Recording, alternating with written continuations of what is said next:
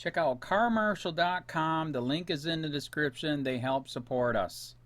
Good afternoon, Commissioners. Dr. Joseph Doyle Naples. As you'll recall, I was here on July 11th when this was on the consent agenda, and Commissioner Saunders kindly moved it to, well, it was supposed to be September, but we know what happened. So here we are now 5 months later in December. And the item is pretty much unchanged from what was requested in July.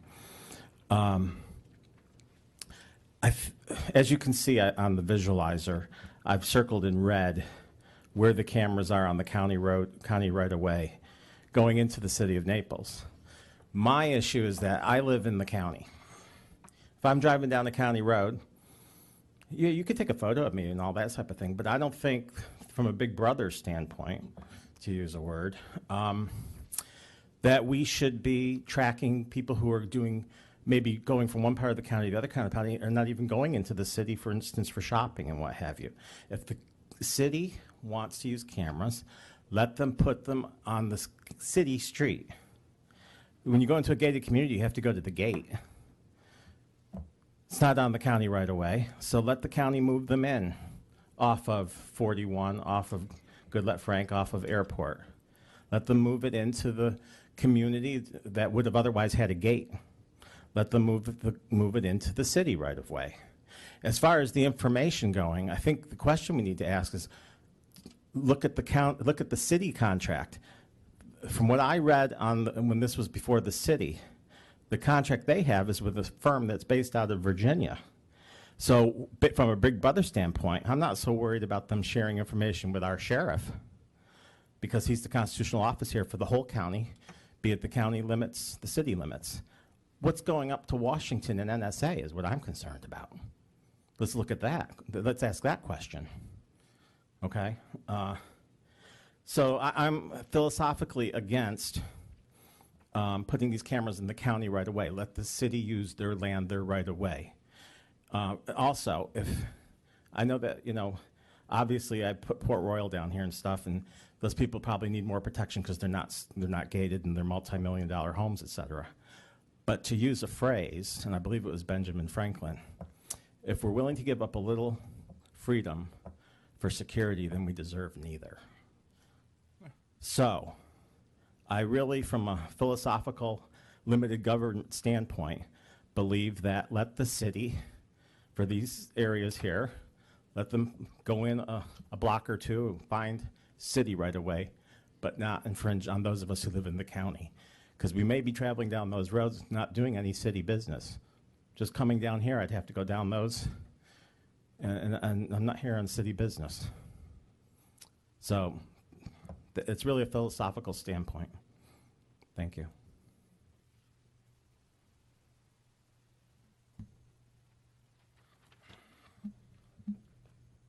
All right, any discussion? Do I hear a motion to approve? Well, I'll make a motion to approve this agenda item as I am. The city is in my district. I do understand the reason for it. I do believe that these cameras, for the most part, are placed at city entrances. They annexed Horseshoe. It's there. The airport is there. It's on North Road. I understand that. I kind of wish they had been here, but they aren't. So at this point, I will make a motion to approve. Okay, I'll second it. Yes. All right. Any other discussion? I do have a little bit of discussion, Dennis, just to address the concern. Go ahead. I'm sorry. I mean, it is, I expressed my concern already in the topic with regard to Big Brother and the like, and our pictures are being taken all of the time. All of our traffic signals, there's cameras. I think that it's important to know that I'll be the first one to withdraw this opportunity if there is an abuse with regard to privacy and the like. It's my understanding that these cameras are strictly for law enforcement to have record as to where people are leaving the city of Naples or necessarily coming into, and to better track criminal activity, not monitor where I go for supper. Okay? That was my understanding too. Is that your Yes. understanding? Yes, absolutely. All right, there's a motion on the floor in a second. Commissioner Solis? Well, I'll just echo what Commissioner McDaniel said. I'm really concerned. I'll just leave it at that. Okay. All right, good. All right, any other discussion? All those in favor say aye. Aye. Aye. Those opposed, like sign. Carries unanimously. The most fascinating thing about progress and photographing license tags is that you can travel all around the country right now, and you don't even have to if you've got the right pass. But if you don't, your license plate is photographed and you get the bill in the mail. Madam Chair, let's move now.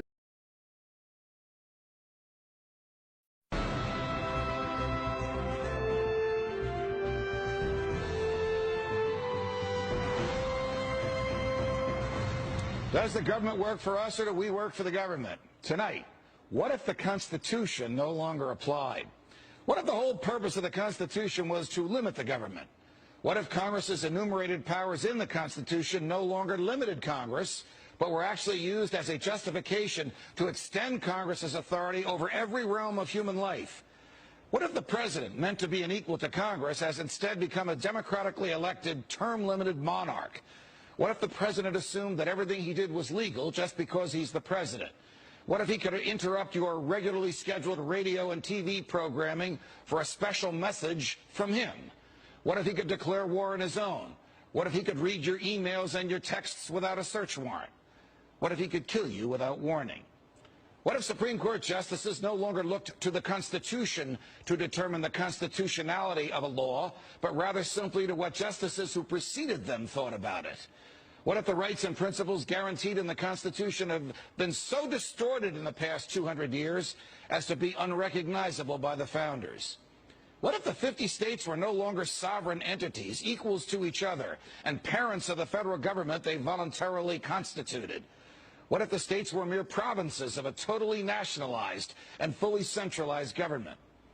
What if the Constitution was amended stealthily, not by constitutional amendments duly ratified by the states, but by the constant and persistent expansion of the federal government's role in our lives? What if the federal government decided if its own powers were proper and constitutional? What if the Constitution were no longer the supreme law of the land? What if you needed a license from the government to speak, to assemble, or to protest against the government? What if the government didn't like what you planned to say, and so it didn't give you the license? What if the right to keep and bear arms only applied to the government? What if posse comitatus, the federal law that prohibits our military from occupying our streets, were no longer in effect? What if the government considered the military an adequate dispenser of domestic law enforcement? What if cops looked and acted like troops and you couldn't distinguish the military from the police? What if you were not secure in your person, in your papers, and in your property? What if federal agents could write their own search warrants in defiance of the Constitution? What if the government could decide when you were and were not entitled to a jury trial? What if the government could take your property whenever it wanted? What if the government could continue prosecuting you until it got the verdict it wanted? What if the government could force you to testify against yourself simply by labeling you a domestic terrorist? What if the government could torture you until you said what the government wanted to hear? What if people running for president actually supported torture? What if the government tortured your children to get to you? What if government judges and government lawyers intimidated juries into convicting the innocent? What if the government could send you to your death and your innocence meant nothing so long as the government's procedures were followed? What if America's prison population, the largest in the world, was a cruel and unusual way for a country to be free? What if half the prison population never harmed anyone but themselves? What if the people had no rights except those the government chose to let them have? What if the states had no rights except to do as the federal government commanded? What if our elected officials didn't really live among us, but instead all had their hearts and homes in Washington, D.C.? What if the government could strip you of your rights because of where your mother was when you were born? What if the income tax was unconstitutional? What if the states were convinced to give up their representation in Congress? What if the government tried to ban you from using a substance in your body that is older than the government itself? What if voting didn't mean anything anymore because both political parties stand for big government? What if the government could write any law, regulate any behavior, and tax any event? The Constitution be damned. What if the government was the reason we don't have a Constitution anymore? What if you could love your country but hate what the government has done to it? What if sometimes to love your country you had to alter or abolish the government? What if Jefferson was right? What if that government is best which governs least? What if I'm right? What if the government is wrong? What if it is dangerous to be right when the government is wrong? What if it is better to perish fighting for freedom than to live as a slave? What if freedom's greatest hour of danger is now?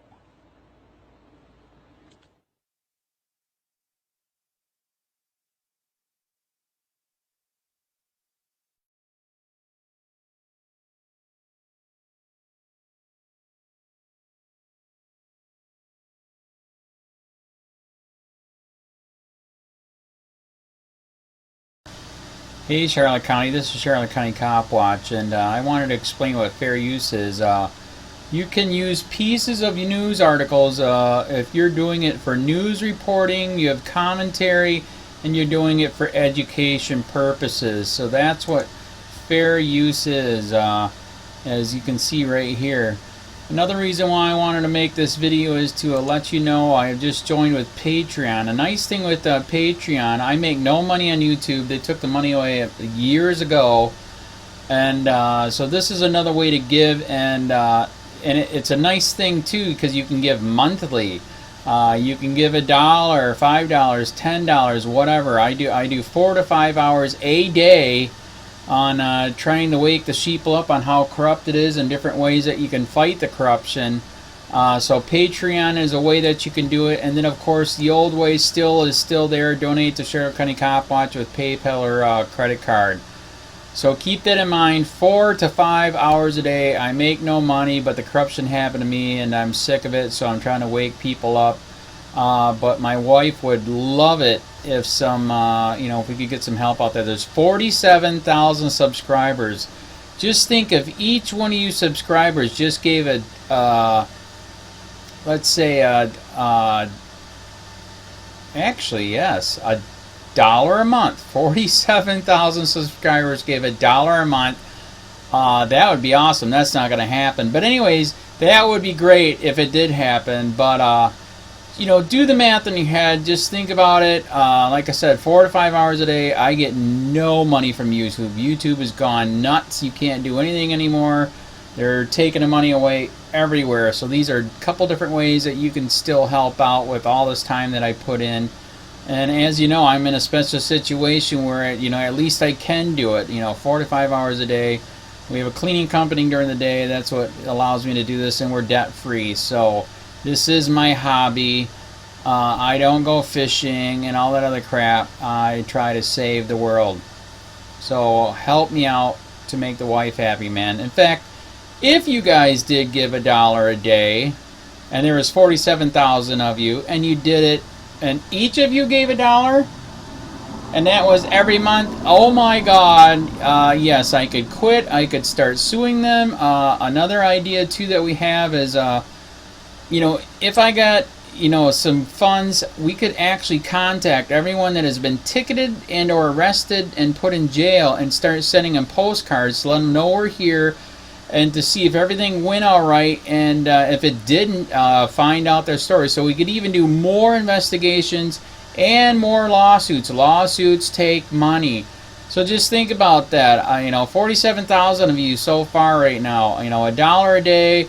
$1 a month on Patreon, or $5 a month Patreon, 10, 20, whatever. Just do the math in your head, help out. This is a lot of work every single day. Thanks.